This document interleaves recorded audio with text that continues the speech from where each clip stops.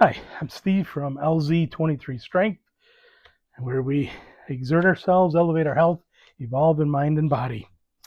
I am 61 years old, and I recently saw a video and did a little digging on some research that shows the probability of how individuals at the age of 65, their chances and probability of living to 85. And for women, and actually to set it up, they actually said that it's a strong chance that women have a 57% chance to make it to 85, and men have a strong chance, 45% of them, to make it to 85.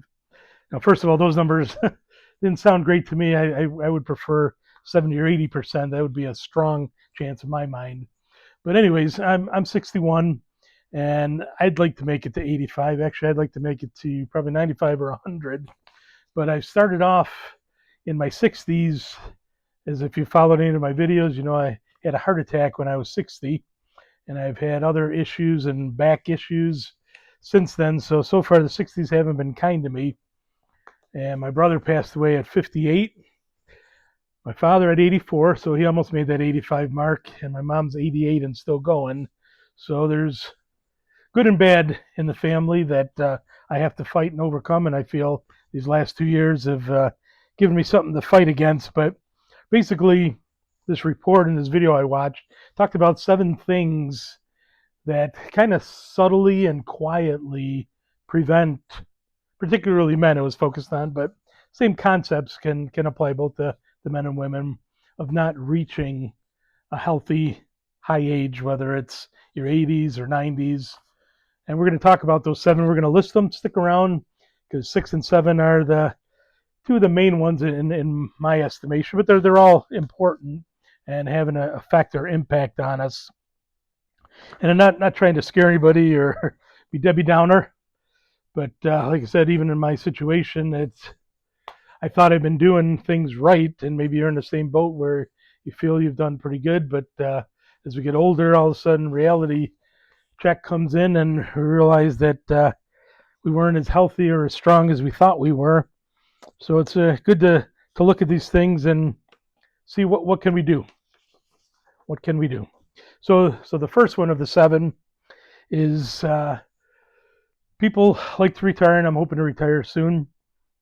And when people retire, we might retire from a job, but we don't want to retire from life, and particularly retiring from effort. You don't want to just stop in general and stop living, stop trying. And sometimes that's what happens, because now you don't have the structure of a work routine. You moved more usually when you're working. Maybe now you're not moving as much.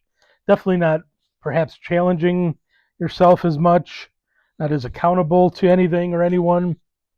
So kind of comes to slowly, and you don't might not recognize it initially, but slowly giving up and stop trying in a whole variety of areas. And that's why I always feel, even though some of these health challenges have discouraged me, I still keep trying to challenge myself. I try to educate myself, have missions, set goals, dream, imagine what can be possible. And that's why I'm doing this YouTube channel, and hopefully being able to encourage other people and help them along their journey as well, hopefully. The second point that affects people from not reaching that 85 potentially is normalizing stress. In today's world, there's an enormous amount of stress. Just got to turn on the TV, or people who scroll a lot, call what they call it, doom scrolling. But there's always financial pressures, even if we're retired. There's always fears of what the market's going to do. Is their money going to last? There's always family pressures and tension and sickness and troubles to deal with. All of this could lead to poor sleep, and it's going to destroy our health if we normalize stress and think that it's just part of life and just move on. You have to be aware of it and realize that it accumulates in our bodies. It just doesn't go away on its own, and it's not harmless. It definitely can accumulate in our bodies, and again, it's going to make our health decline. So we want to see what we can do about it. There's always recommendations for things like deep breathing, journaling, gratitude, even just going for a walk outside in nature.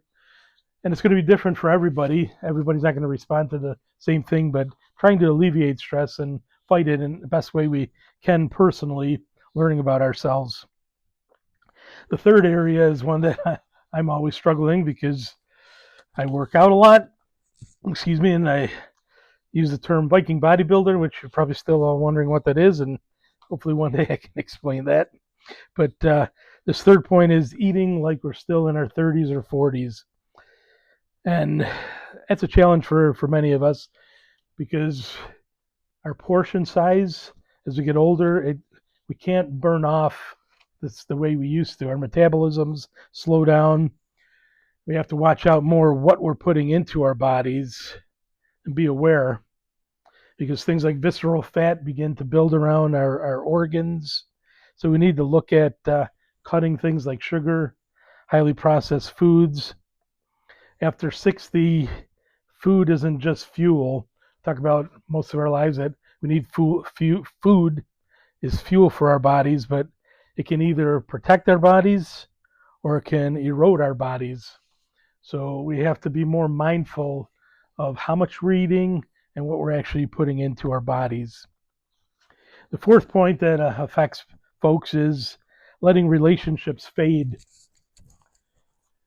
When you stop working, a lot of times acquaintances and friends at work kind of start to lose touch. But in general, as we said, you start to slow down in life. And the thought is letting relationships fade. It takes effort, it takes energy, it takes time. Even just with family and very close friends, it's very easy to slowly let that drift apart and fade. And again, it's not just a social harm that it causes, but loneliness and isolation statistically shows that it increases risks of dementia, heart disease, and other ailments. So as we age, isolation can become more and more of an issue. So we need to be aware of that and not let, because the folks on the other side of the table too, they're struggling with the same thing. So somebody's got to put forth the effort. So we want to make sure we have that in our radar so that we can have good relationships with our family and friends. The fifth point is ignoring small signals. Sometimes we think it's going to be some major ordeal, like for me, the heart attack and having two blockages that I had to have stents put in. It was definitely a wake-up call, but that didn't happen overnight. It didn't all of a sudden happen in a few months. It was years that I didn't recognize signals or look at my diet. I thought I could beat the genetics that my family definitely has history of heart issues in my family. There's no doubt about it, and fooled myself that I wasn't going to succumb to that, and it affected me. I'd like to think that all the positive things I did helped me survive it and bounce back and keep going, and hopefully that'll keep going. But it's a hard lesson that we're not going to get an email or a letter that, hey, what are you doing? Wake up. It's going to be small little things, again, that accumulate over time quietly. So we definitely can't ignore them and think that everything's going to be all right. So it's good to get regular checkups, see your doctor regularly, and recognize the small signals. Look at ourselves in the mirror from time to time and see what we can do when it comes to that. So now we're going to get to the two most powerful ones. So number 6 is stopping growth. And a lot of men and probably women, we get to this point of getting in our 60s and retiring, and we stop growing, stop taking on new skills or new challenges. There's no discomfort. We have this men's mindset, and I used to tell my friend at work this a lot, and I think I ruined him in a way, but I'm trying to draw back from that, and I think he realizes too it might not always be the greatest thing. Especially when it came to diet, I would always compare how hard I worked in life in general and at work and say I deserve this. And that's a detrimental theory to think we deserve to not do anything anymore. We deserve to eat what we want. and it's hard for us to let go of that. We may have worked very hard our whole lives and might even be tired a little bit. We might not have the energy that we used to have and feel that we deserve this, but our brain doesn't decline because of age. It declines because it's underused. So there's so many things to take in life that we can continue to do. As I approach retirement, I still want to be physically fit. I still want to take care of my body the best I can. I want to walk more, hike more. Me and my wife are starting to play pickleball. I want to do that more. I also want to learn a couple languages to a degree.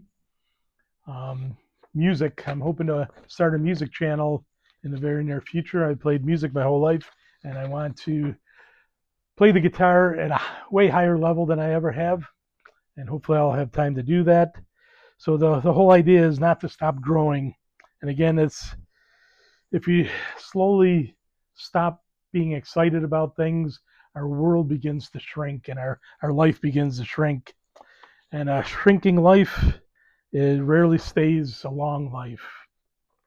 And that's what the gentleman said on the one video. So it's powerful. And the seventh point is no reason to get up. For 30, 40 years, you have to get up, go to school, go to work, take the kids to school, rather, and all sorts of things. But now I don't have to get up. We need a reason to get up. We need a sense of purpose. And a lot of folks, I've heard many folks say this, they were scared of retiring because they didn't know what they're going to do with their time. And that kind of all goes back to the previous point of stopping growth and then also not having a sense of purpose. And when we say a sense of purpose, it's not like you're going to save the rainforest or save all the homeless people. There's good things that you can do in the community with your family and friends, but having a sense of purpose, it doesn't have to be monumental. It can be small things. It just needs to be real and something that's going to get you excited to get up in the morning and to live life. Because if not, what happens again, you slow down, you start to move less, probably eat more, withdraw. And again, you're not going to notice it initially, not suddenly, but it's going to have an effect on your health in a negative way. So we've talked about these 7 areas. As I mentioned earlier, I'd like to make it to 85, I'd like to make it to 95 or 100 or beyond in a good way, not just existing. Expression is used that we'd love to add years to our life, but we also want to add life to our years. So here at LZ23 Strength, really try to talk about health span and quality of life. And these 7 areas that were talked about in the other video and statistics that have been brought out, they're vital, but there's other things we can do, and I try to talk about them on my channel. But at the very beginning, I mentioned that we exert ourselves, we elevate our health, and we evolve in mind and body. It's a catchphrase, catchy words, but it's kind of more of a mantra, not in a spiritual sense, but just some motivating words or an ethos that we want to be positive, we want to be action-oriented, and at any age, we want to be exerting ourselves, elevating our health, and evolving in mind and body. But we need to take control now, whatever age we're at. Maybe you're only in your 30s or 40s. 50s and 60s come around real quick. If you're in your 50s and 60s or 70s, it's never too late to make adjustments and course correct. So that's what I'm hoping to do by means of this video, is to inspire myself and in the process inspire you as well. So I hope you liked the video. Please hit like and please subscribe if you haven't. And I appreciate you watching, and we'll see you in the next video.